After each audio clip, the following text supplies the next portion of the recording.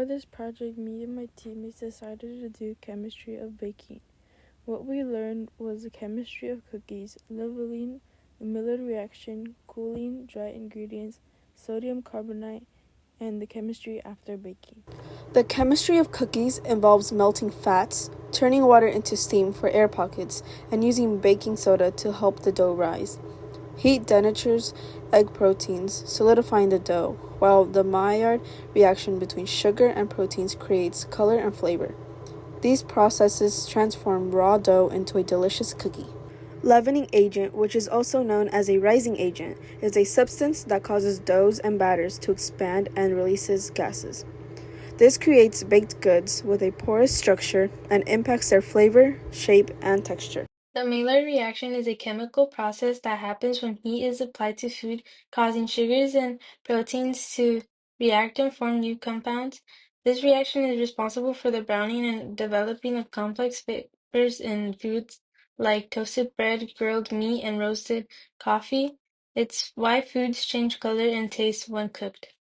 The cooling process in baking happens after you take a baked item out of the oven.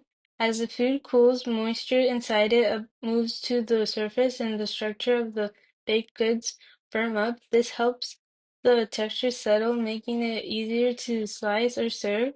Cooling allows the flavors to develop more fully, and it prevents things like bread or cakes from becoming soggy. Dry ingredients such as baking soda, sugar, and salt are important when making cookies. Baking soda produces the carbon dioxide that helps the dough rise faster. Sugar helps to retain water, reduce gluten development, and delay starch gelatinization. The salt enhances the overall flavor of cookies by balancing sweetness and bringing out other flavors. Carbon dioxide gas and water vapor form the bubbles which make the cookies rise. Rising doesn't just make the cookies taller, it also opens up space to keep the cookies from becoming too dense. Salt slows down the decomposition of baking soda so the bubbles don't get too big. This can lead to weak cookies or to cookies that can fall flat when they come out the oven. The heat works on the butter, egg yolk, and the flour to change the shape of the molecules. The gluten in the flour forms a polymer mesh that works with the albumin protein from the egg white and the emulsifier lectin from the egg yolk to form a dough and support the bubbles. Heat breaks the sucrose into simple sugars, glucose and fructose, giving each cookie a shiny light brown crust. If the cookies aren't devoured immediately, the chemistry doesn't end with baking. The humidity of the surroundings affects cookies after they have cooled. If the air is very dry, moisture from the cookies escapes, making them hard. In a humid environment, cookies can absorb water vapor, making them soft.